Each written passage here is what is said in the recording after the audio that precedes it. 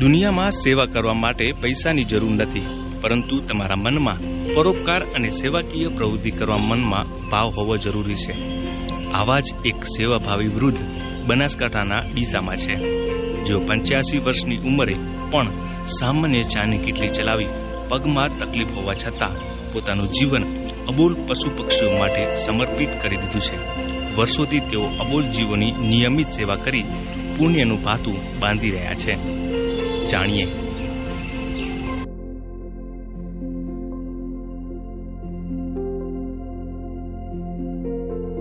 ચંદુલાલ લાલજીભાઈ ઠક્કર.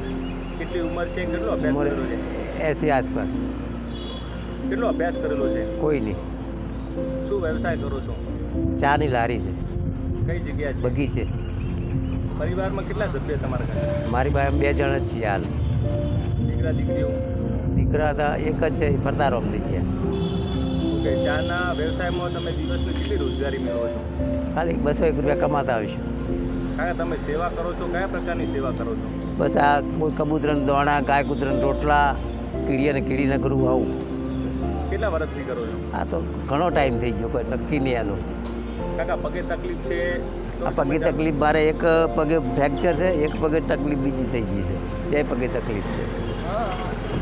ગળા પગે ભરીને કેટલા વર્ષથી સેવા કરો છો? આ તો ઘણા ટાઈમ થઈ ગયો છે. આમ અંદાજે કેટલા વર્ષ થયા છે? થઈ ગયો છે મને 20-25 વર્ષ થઈ ગયો. આ સેવામાં તો 20-25 ઉપર થઈ ગયું છે. શું શું ખવડાવો છો? આ ગાય કૂતરન રોટલા, કબૂતરન દોણા અને કીડી નગરું. પૈસા કોઈ મદદ મેળવો છો કે પોતાના? ના, આ તો આપણે ભગવાનની દયાથી થઈ જાય છે. કઈ કઈ જગ્યાએ આપવા જાઓ છો ખાસ સેવા કરવા? આ જુઓ, ગાય હું ક્યારથી નીકળું એટલે ગાયો સામે મળે એટલે ગાયને હાલ દેવાના, અને અહીંયા કૂતરા મળી અને કૂતરાને રોટલા હાલ દેવાના, ગાયને રોટલા હાલ દેવાના. પછી આ બાજુ જઈને કબૂતરનું મંદિરે જવું એટલે રસ્તામાં કબૂતરને દોણા હાલ દેવાના. પછી હોદના ટાઈમે મામલતદારમાં આવીને કીડી નગરું હાલ દેવાનું.